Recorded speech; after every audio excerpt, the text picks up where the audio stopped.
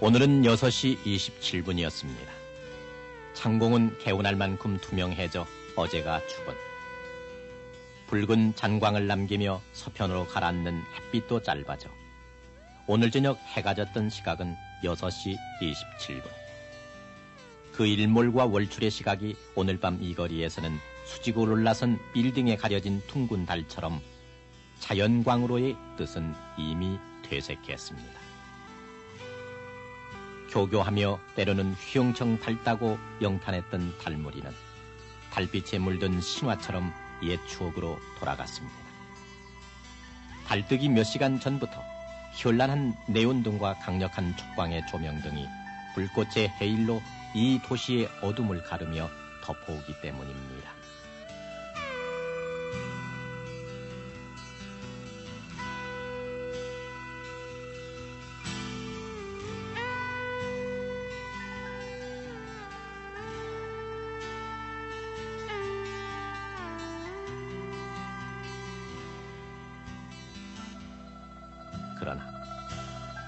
그러나 불과 30년 전, 이 땅에서의 캄캄한 밤은 바로 가난이었습니다. 30촉짜리 백열등이 한밤에 호련히 나타난 태양처럼 신기해서 아이들은 열심히 해진 바람벽에다가 손을 놀렸습니다. 그렇게 밤은 가난이었습니다. 춥고 황량하고 또 무서운 궁핍이었습니다. 불빛 아래 드러난 것은 가난한 몰골뿐이었습니다. 불이 없어서 그 고생은 이루 말할 수 없는 거죠. 바람 부르면 금방 꺼지니까 또 그렇고 그 불 하나 누가 아주 불당근이 하나 있다시피 한 거예요. 요렇게 손으로 요렇게 가리고 뭐 치 같은 거라도 이렇게 가리고 참 굉장히 이게 불편했죠. 그런데 이게 지금 전기가 들어와서 참 아주 그 불에 대해서는 호강이고 일에도 굉장히 능률이 나죠. 전기 들어오고도 이제 그 급급할 적에만 그 전기불을 이렇게 틀어서 잠깐 켜고 또 끄고 아주 그렇게 중요하게 그 불을 이렇게 아꼈죠. 저희 집 같은 경우 사랑해서 한 10시쯤 되면 그만 자거라. 그렇게 하고 내일 일어나서 전기불 달란다. 내일 일어나서 뭐 일을 좀 더 해라. 전기 단다 일찍 자라. 초롱초롱한 눈망울에 어린 것을 전기 닳는다고 일찍 자라던 안쓰러웠던 그 시절. 그 때를 아십니까?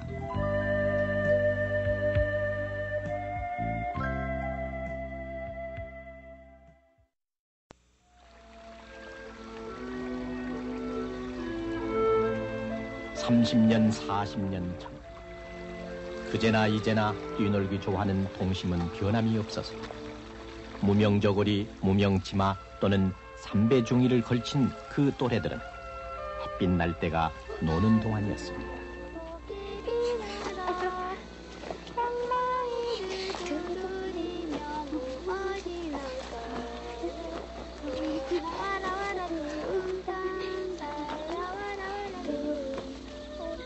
밤이 되면 빗자루, 부지깽이가 도깨비가 되고 뒷간에는 처녀 귀신이 또 왜 그렇게 많고 무서웠던지. 해질녘이면은 동구박 장승보다도 더 높이 자란 옥수수밭을 따라 동네 아저씨들은 마늘이나 조, 고추판 돈으로 그 귀한 북어 몇 마리를 꿰오기도 했는데 실상 그 북어보다 먼저 산 것은 돛병 가득한 석유였습니다.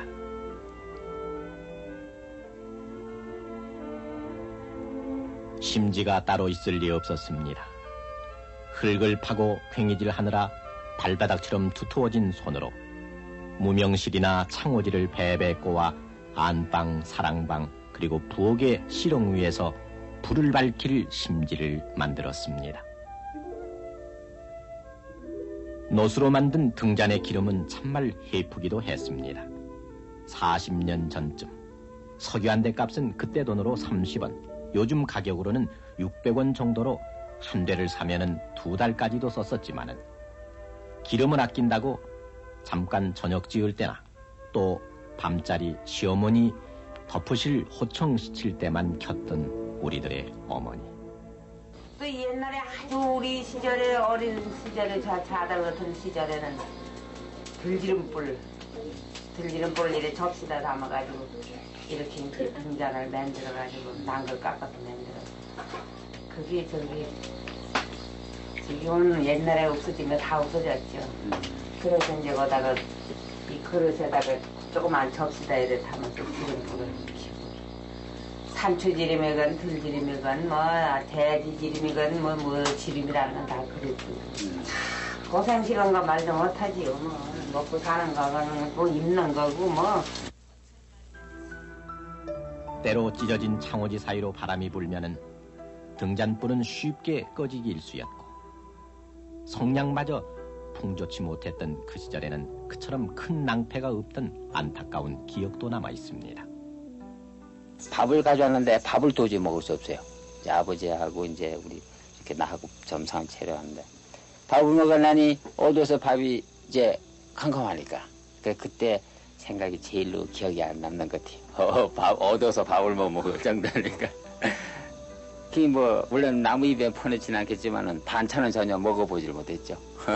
밥만 딱 짜고 먹었죠.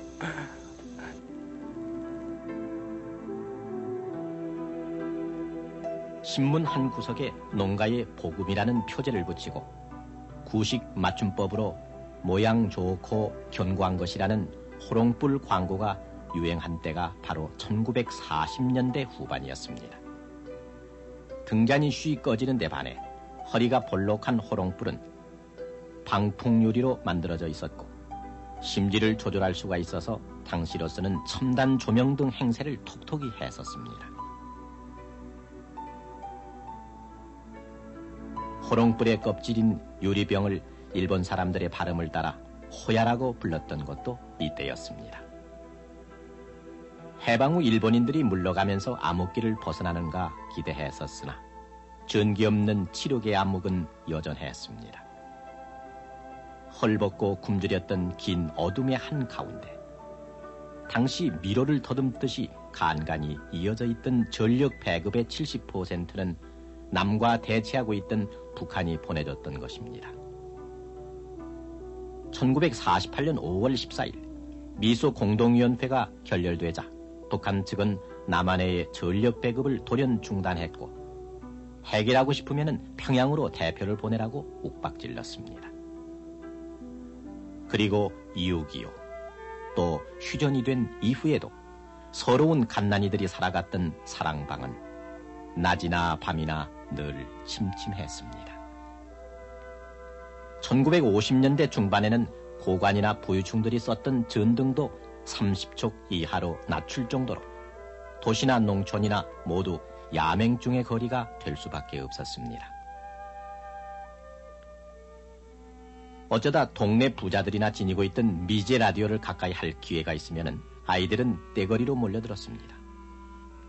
그 이상한 소리통에서는 그때로서는 지극히 정상인 그러나 지금 들으면 실수를 금할 수 없는 아나운서들의 심각한 공지사항이 흘러나왔는데 그것은 설득 같기도 했고 경고 같기도 했습니다. 간전 측이 요청에 의해서 방송국에서는 그 관수동에 배전소가 있었는데 거기에 직접 나가서 중계방송을 했어요. 이제 갑작스럽게 전기가 부족하다 보니까 그 시민에게 호소를 하는 거죠. 그래서 종로구에는 지금 초가 배전되고 있습니다. 여러분 좀 협조해 주십시오. 그러면은 그 깜빡깜빡 한단 말이에요. 그게 하나의 신호지. 그러다 보면은 쓸데없는 전기는 절전을 해서 그 다른 동네에 지장이 없도록 이제 이런 식으로 이제 그 절전 캠페인을 했는데 방송국에서 직접 관수 배전소에 나가서 방송을 했다. 지금 생각하면 참 상상도 못하는 일인데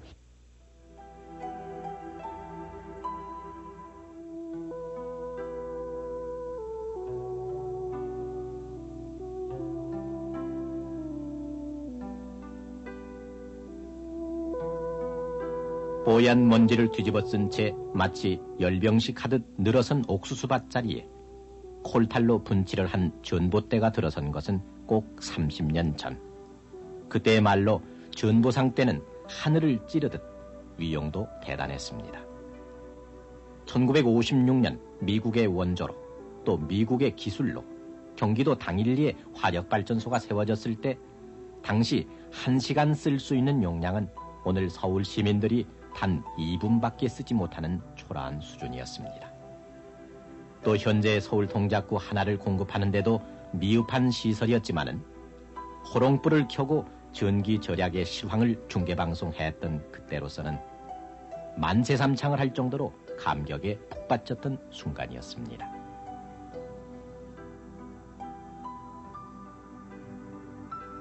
역시 전등은 보기에도 좋았고 비춘이 더욱 좋았습니다.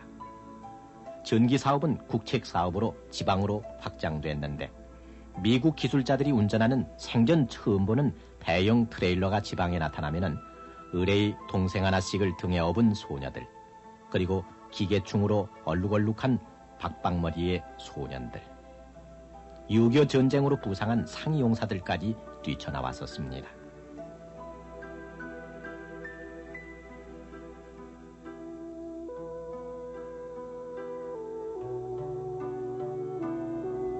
부엌에는 등잔을 켰던 큰통 성냥이 그대로 매달린 채 신묘한 전등 아래 동서들끼리 호박을 다듬던 그 시절, 처마 밑에 두 가닥으로 들어와서는 문득 눈부신 광채를 발산하던 그 오묘한 물건. 그래서 할머니들은 신통한 전구에 새까맣게 낀 파디똥을 담고 거미줄도 걷어내곤 했습니다.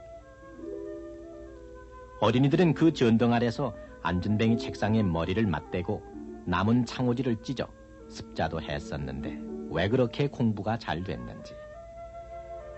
비록 전등은 달렸으나 전기 질도 고르지 않고 전구 품질도 낮아서 끼우자마자 꺼지는 수가 허다했습니다.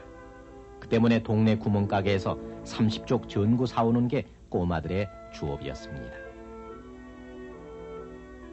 또 그 무렵 특선이 들어오는 집은 전천후 불이 들어온다고 해서 온 마을이 부러워하곤 했습니다. 동네에서는 7호집, 8호집 또는 향나무집, 살구나무집, 그리고 부러움을 가득 담아 특선집이라고 불렀던 때도 있었습니다. 전기 들어오는 때보다 나가는 시간이 더 많았던 연희 가정집의 책상 탁자에는 그래서 비상용 양초의 촌농으로 얼룩덜룩 궁핍의 자국이 가시질 않았습니다.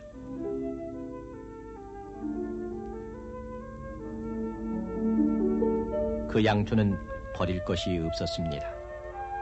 학교 마룻바닥에 쭈그리고 앉아 토막초로 문질러대며 반들반들 윤을 내기도 했고, 더러는 초동강이를 겨드랑이나 사타구니에 넣어 초반죽을 만들어 자동차나 비행기를 만들기도 했습니다.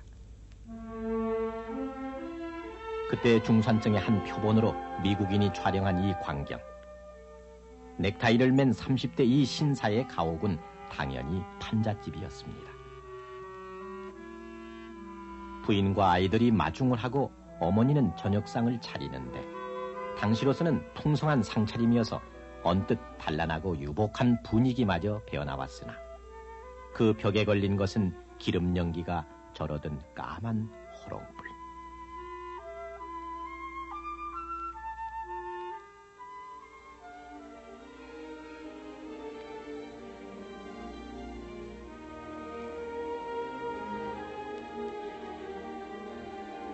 그렇게 세월이 흘렀습니다. 초가지붕에 얹혀있던 둥그런 박은 자취가 없고 그 자리엔 환각처럼 용마루 날렵한 기와집이 들어섰습니다.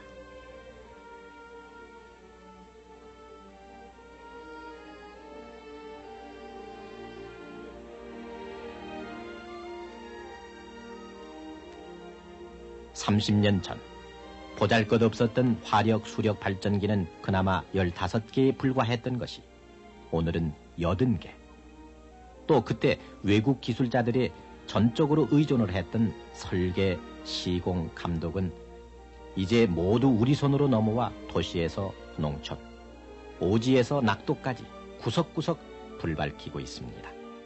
대명천지에서 한번 살아보고자 온 마을 남정네가 다 동원이 돼 전신주를 나르고 아낙네들은 국밥을 말아주며 격려했던 30년 전. 그래서 경축일처럼 법석을 쳤던 발전소의 준공일. 대표적이었던 삼척 마산 화력발전소는 그러나 오늘 원자력 발전소의 등장으로 고철이 돼버리고 말았으며 철거 대상의 명부에 올라가는 처지가 돼버렸습니다. 전기가 남아돌아 걱정이라는 요즘 공장의, 가정의, 상점의, 거리의 전기는 넘쳐 범람하고 있습니다. 해방 당시 19만 킬로와트를 생산했던 최대 전력은 작년 1700만 킬로와트로 무려 90배나 늘어났습니다. 전국적으로 전기화 사업이 추진됐던 1964년 전기가 들어왔던 집은 106만 가구, 5집에 4집이 촛불이나 호롱불 신세를 졌다는 얘기였습니다. 오늘 전선의 끝은 전국 700만 가구 모든 가정을 다 돌아 전등, 텔레비전, 냉장고, 세탁기를 돌리며 긴 밤을 밝히고 있는데 다시 20년 전과 비교하면 전기 쓰는 가정은 9배가 늘어났다는 놀라운 계산이 나옵니다. 이제는 더 나아가서 인천시 정도를 3개나 공급할 수 있는 용량의 원자력 발전소가 5호, 6호, 7호기까지 가동되는 80년대로 변환됐습니다. 호롱불에서 원자력까지의 한 세기를 우리는 초스피드로 질주해 왔습니다.